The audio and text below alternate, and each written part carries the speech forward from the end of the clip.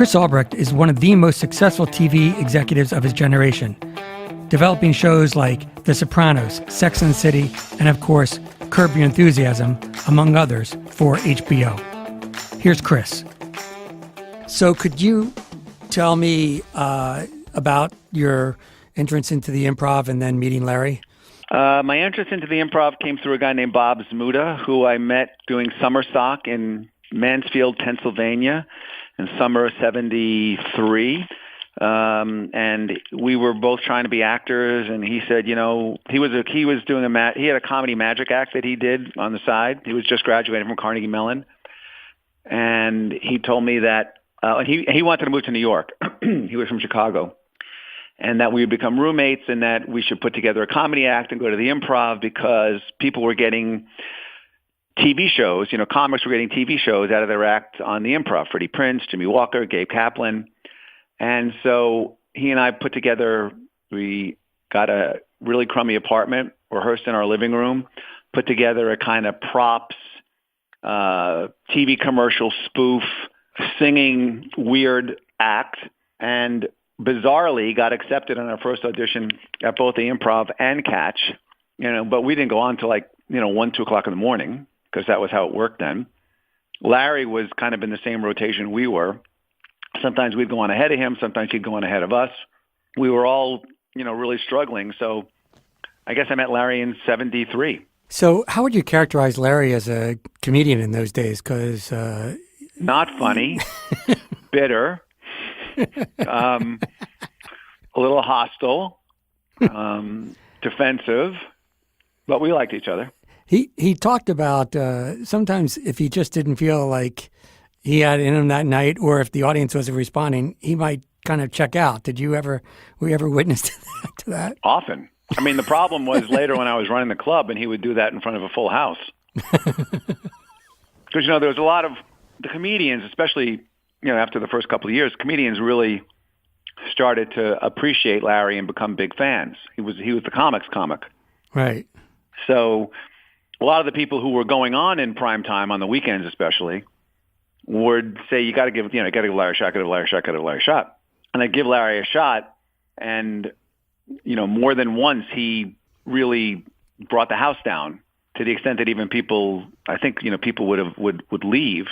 And that was exactly, especially during the week, the job was keep the audience as long as possible, sell as many drinks as possible, get as many acts on as possible. So if Larry would kill the crowd, and he didn't kill the crowd so much by his act, he killed up by getting frustrated after a minute or two of his act, throwing down the mic, putting the mic back in the stand and walking off.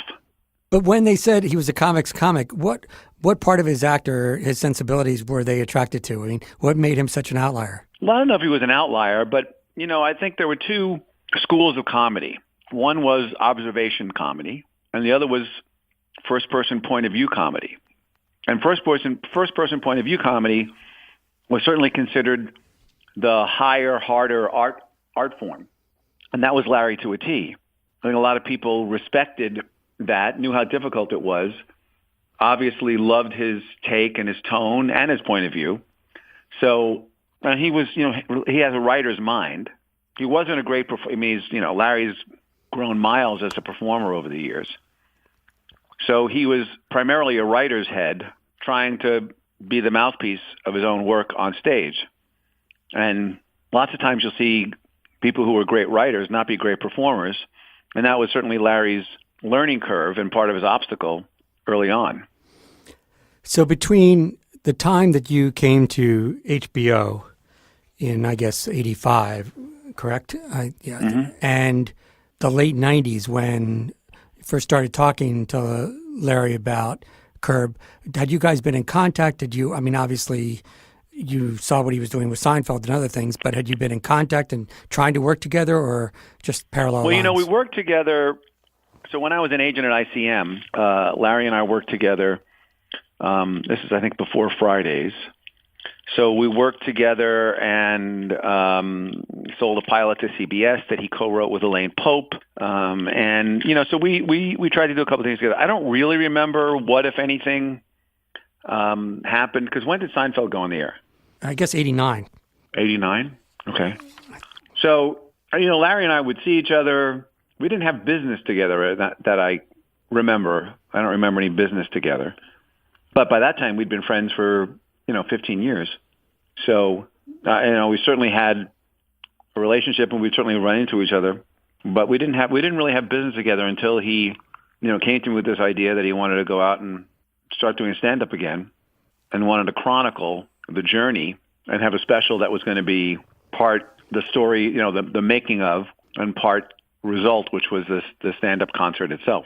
And did you love it right away, or did you kind of think about it and scratch your head and think, how is that going to work? Or no, look, the beauty about HBO was you could take chances doing things. It wasn't really much of a chance. Larry by that time had a great reputation.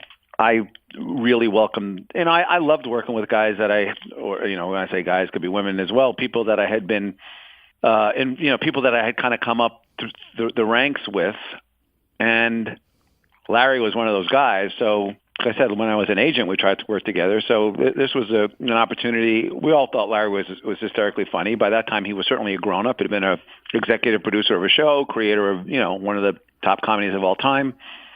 So this was not a tough decision. It was an easy yes. During the decision to go ahead with the documentary, or even early on in the documentary, was there a point when you started to think about series, or did Larry mention it to you? Was that before or after it was completed? So, I certainly don't have an exact memory, but here's what I think I remember, which is originally Larry was going to do, 1/3 the making of, half to 2/3 the stand-up act. Well, as you started to get into it, and as you started to shoot the making of, that became what he really became, that was really the connection that he made. So, although I don't remember the special, really well, my memory of it is that wasn't the ratio. That what ended up happening was that the making of became the dominant, thrust of it. I think what I think happened was Carolyn Strauss and I were talking, thinking to ourselves, we love this. This is so funny, especially the first part. And not surprisingly, the first part was funnier than the second part, because what Larry really was somebody who would learn to take his point of view and translate it into, a dramatized version through characters, in this case himself, rather than a stand-up form. But Carolyn and I were saying, maybe we could do more of these. Maybe this is a series. And I think, again, my memory is Larry called up and he said, I think this is a series. And I said, Carolyn and I were just talking about the same thing. So Larry made the suggestion, but we had already mused about this on our own. Tell me about your thought process regarding the idea that you were going to order a series, but there wasn't going to be scripts, because Larry, he had made it clear from the beginning, right, that this was not going to be something that he was going to be sitting down and, writing scripts for. I mean, he was going to obviously work on stories and stuff, but that's somewhat atypical, correct, for you, for EU and HBO and for a lot of television at that time. Yeah, it was definitely atypical. But, Larry, I don't remember if we talked about this in the beginning or what we talked about it later, but I think one of the signatures of Seinfeld was how intricate the story was, how, brilliantly the plot wove through, and a nonsensical plot in many ways, but identifiable and hysterical. The end result of all of that careful craftsmanship in the story was great comedy. So there was no chance that Larry wasn't going to have a story outline. And as it turned out, in not writing the episode, it made Larry concentrate even more on the beats of the story, which basically left relatively little to be improvised. Because it was, okay, it's almost like a reality show, okay, well, we've got to get to this answer in this scene, or we've got to get to this plot point. So what do we have to say to get there? And then you put really funny people in there, and you have Larry as kind of the central comic foil. And the show was written without having a script. I think it would be wrong to say the show wasn't written. It would be correct to say there wasn't a script.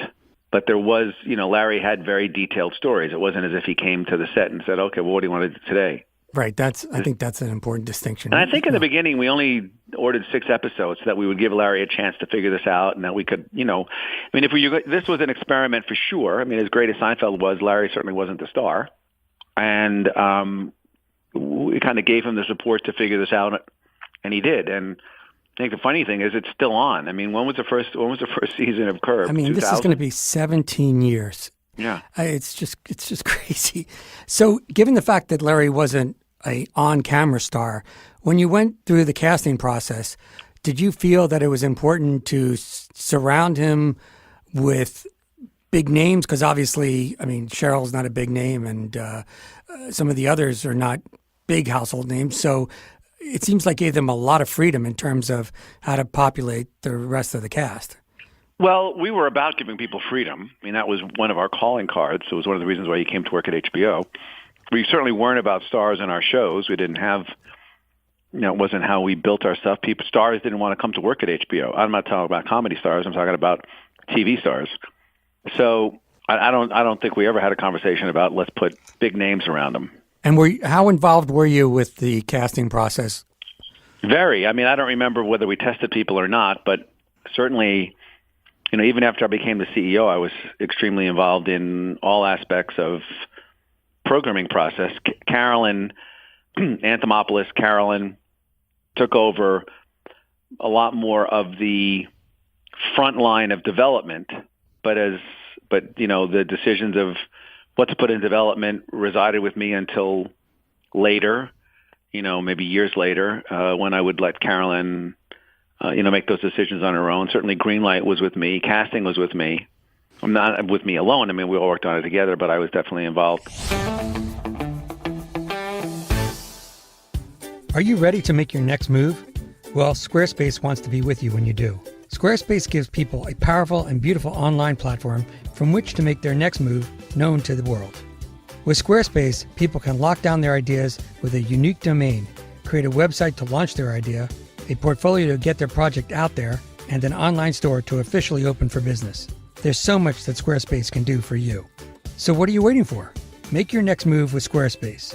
Create a beautiful website or online store with award-winning templates. There's nothing to install, patch, or upgrade, ever. And Squarespace offers award-winning 24/7 customer support with fully transparent and simple to execute setup. Squarespace is used by a wide range of creatives, people, and businesses. Use offer code ORIGINS for 10% off your first purchase of a website and domain. That's offer code ORIGINS. And make your next move with Squarespace. Obviously, part of HBO, as you just said, was giving creative people a lot of autonomy. But would you still, your team, give like notes on an episode, or did you have certain things that you may have said that you didn't like or you wanted more of or less of? If we gave notes, they were early in the process, and then probably none later on. Even on the Sanders show, there weren't a lot of notes you were giving Gary. Right. So, not that Gary wouldn't listen. I mean, we had a collaborative relationship with Gary, but quickly it became a situation where you just trusted Gary and Gary's instincts on this stuff. And certainly, I don't remember. There were, look, you'd give David Chase some notes, you'd give Michael Patrick King some notes, but the notes of Michael Patrick King were more about this show can't be 32 minutes, it's got to be under 30, or the kinds of things that are more big picture rather than specifics. This is a terrible question to ask because it's 17 years later, but let's say maybe in the first season or something, do you remember an episode or a scene or something where you looked and you thought, okay, this really works, and this could be something that can hang around, or at least you want it to hang around? I don't remember which seasons they were, but certainly things like Crazy Eyes, which I know was later. I don't remember when Larry sitting in the handicap toilet stall was, but it was it was the thing where the first season, didn't they move at the end of the first season or something? Yes. Yeah. I think what was amazing was that even I think they moved because they had to change. I don't know if they didn't have the house for the second season, I think. But What was amazing was just while the episodes were individual, there was still a kind of overall forward movement of the whole entire story arc of the series. No, it's a very, even though, I think that's the beauty of it, is that it doesn't look, it looks effortless, but it's certainly tremendously crafted. It's an intricately complex show that's unbelievably well crafted. But I don't remember any, I have to tell you, I don't remember. Certainly stuff with him and Jeff was probably some of the best stuff in that first season. Right. And then Susie, of course, was a gift that kept giving. Oh, Susie, yeah. She came, it's like, it's in a more realistic way. There's that person that's kind of the go-to person for a laugh in Entourage. It was Kevin Dillon, and in this it was certainly Susie. Yeah, her and Susie was not only great with Larry, but she was obviously great with Jeff. So the fact that Larry had created characters that you could have a scene with on their own was also an important marker in looking at the show and realizing that it had a lot of legs. It was interesting sometimes how reality in the show sometimes created a really kind of gray area, particularly with Larry and Richard Lewis, because they have such a rich history and they're dynamic. Just sometimes I was watching a scene and I thought, well, this could actually be them at Jerry's Deli. I'm not so sure they've moved so far away from their actual selves in this scene. And was that of interest to you? Oh, yeah, of course. Certainly I've known Richard as long as I've known Larry. So, what was great about the show is that it was filled with really funny, professional, true comedy artists. And Larry knew how to get the best out of them. Can you talk for a moment about the significance of Curb in terms of HBO's time while you were there?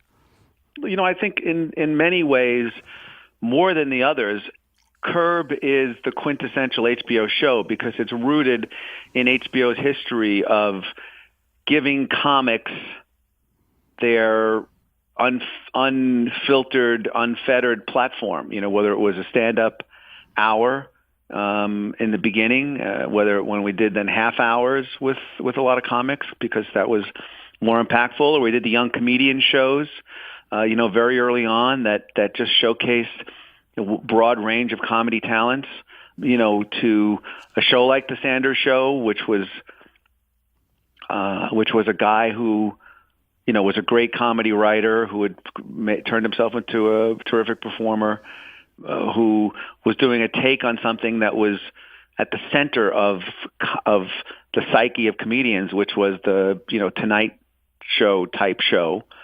And so Curb, because it was Larry, because of his history, because of what he'd accomplished in television, in broadcast television, network television, to come to HBO and do this, which was in a sense the purest Larry, because even Seinfeld, as great as it was a collaboration between Larry and Jerry.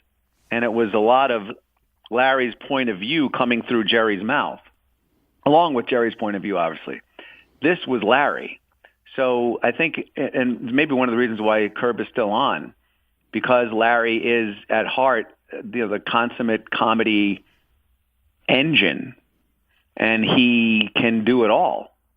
He can think it, he can write it, he can put the team together, he can be in it, he can oversee the execution, he can make sure that the post is as crisp and that the end result is as crisp as anything you've ever seen. There's not a wasted moment in that show, the way Larry shoots it, or certainly the end product. So I would say in some ways Curb, more than anything, embodies the basic principles that evolved at HBO and were the things that set HBO apart early on. Your comments just now about Larry kind of begged the question. With Larry David, are we looking at one of the more significant comedy people of the last 40, 50 years? Sure, of course. Look, just Seinfeld alone. Seinfeld was such a monster. I remember when Jerry came and he wanted to do the stand-up show as I'm telling you for the last time show. And George Shapiro, who is Jerry's manager, came to me and said, look, Jerry's going to need a lot of money to do this. I said, okay, what's a lot of money? He said, $10 million. Jerry's going to need $10 million, $10 million fee to Jerry, and you guys pay for the show.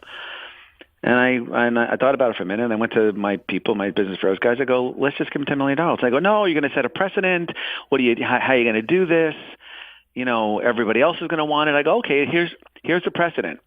If you come in and you've been the number one comedy on broadcast television for 3 or 4 years in a row, and you're doing your first and last comedy special after the show on HBO, we'll give you $10 million. Okay, that's the precedent. And I only tell that story because Seinfeld's one of a kind. Right. So if you're a comic, you're looking at Seinfeld. If you're a comic, you're not looking at Friends. I think just like Larry was the comic's comic, Seinfeld was the comedian's sitcom. So just on that alone, Larry is up there in the most important people category. But then when you heap Curb onto it, I mean, how many people have that evolution? Arguably Curb is as great as Seinfeld. Different, but not Larry didn't churn out the number of episodes that Seinfeld did, obviously. Whole different kind of model. But if you look at just quality, longevity, keep going back to the well and never seeming to have that well dry up. Hard to think of anybody that's accomplished more or that's accomplished as much as that, let alone any more, right? Right. Parachute sheets are the softest and most comfortable sheets you'll ever own. And why is that? Well, simply put, it's because they're made from the very best fabrics. Parachute sheets have a clean, minimalistic style that come in neutral colors, so they work perfect in any bedroom. And the best part of Parachute is that their sheets get softer with time. Plus, if you're a person who wants to make an impact on the world, and frankly, who doesn't, then Parachute is the company for you. They've partnered with the United Nations Foundation to donate malaria prevention bed nets, and they've already donated 16,000 so far. Here's another great part of the story. Parachute offers a 60-night trial, so if you don't love your sheets, you just send them back, no questions asked. Now, if you're wondering how that makes a positive impact on the world, well, all returns are donated to Habitat for Humanity, and that's a great cause. So don't wait. Visit parachutehome.com/origins for free shipping and returns. Again, that's parachutehome.com/origins for free shipping and returns. It doesn't get any easier. It's time to get better sleep with Parachute. The word model is instructive because the idea for Larry, and he talked to me about this, it seemed almost every season he said, okay, that's it. I mean, now here we are going into season 9. How many years has it been since the last season? Right. I mean, it's been since 6 years since season 8 completed, and here we are in fall of 17 starting season 9. I think this has more to do with the fact that Larry doesn't know what to do with himself than, he felt that Curb needed more to say. But the point is, though, that for those first 7 years, you were very patient about waiting for him to say, for the smoke to come from the chimney and for him to say he wants to do it again. But that's the only way this stuff can happen. Right. I mean, that's what makes it special. Is it's not running on a must-have. It's coming along on a must-do. Given everything that you've done, particularly in comedy, was there something that you learned or you found surprising about Curb that you thought, hey, wait a second, I never thought we could do this, or boy, that works, and I hadn't thought I think the thing that really surprised me was what a great actor Larry had become. Playing himself or a version of himself, obviously, but that's really hard to do. It's easier to play like a big character, give somebody a great villain to play or give somebody, a big broad comedy to play. And I'm not saying it's easy, but to do what Larry's doing is really hard, really sophisticated, really, at a very high level of execution, talent, not just a performer, acting level. So for me, I think, what really was, having been there when he was throwing down the mic and struggling to get jokes out and struggling to get anybody to pay attention to him, to see this kind of consummate, comedy genius come and be able to do that, I was not only impressed, but really happy for him because I knew that he really enjoyed it. I guess one of the things from the first season, by the way, was pretty. That was certainly a first season runner that none of us, saw coming. Anyway, I'm sorry. Go ahead. No, actually, Larry mentions that. He said to me that he never knew that people were talking to him and telling him that they felt so uncomfortable in some of the scenes. And he said he never knew he had that effect on people, and he really liked it. Of course, Larry liked it. Of course he did. He just loved it. So that's why, I think the fifth pretty. Like, some people would stop after 2. Some might even go to 3. But Larry, goes to 4 or 5 because he's just fearless and he doesn't care. I mean, it's actually pretty interesting. But I was going to say that one of the things I learned from Larry Charles, Bob Whitey, and others, Larry David is not like a limousine and big trailer kind of guy. I mean, they were talking about putting on makeup in the first season, all in the same, using the same mirror and stuff. It seems that one of the things that Curb also gave HBO was a show that wasn't particularly expensive to produce. Is that correct? No, it was definitely not expensive to produce. Yeah. I mean, relatively speaking. Right. First of all, Larry wasn't in it for the money, and the style of the show didn't require a lot. We used practical locations, and also I think part of the challenge for Larry and the satisfaction came from doing the show in a economical, really responsible, not a lot of people could do this kind of way. Last question. Are you going to be tuning in October 1st? Will you watch some of the 9th season? Yeah, of course. Yeah. Yeah. Of course. Larry? How old is Larry now? Is he 70 yet? Well, I've heard different ages, but I think he's getting close.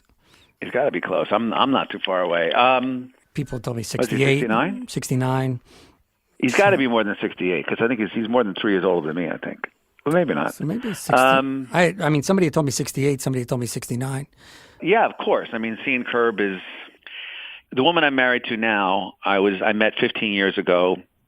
We became engaged. The first night I met her, I mean, she's extraordinarily beautiful, very, as the Jews would say, shiksa woman, blonde. And we were talking, and I told her I worked at HBO. I was trying to impress her as the CEO of HBO. And she said, "Oh, HBO." She goes, she said, "My DVR is jammed with all the episodes of one of your shows." And I said, "Oh, Sex and the City." And she said, "No, Curb Your Enthusiasm." She said, "I live for Larry David." I'll call the caterer.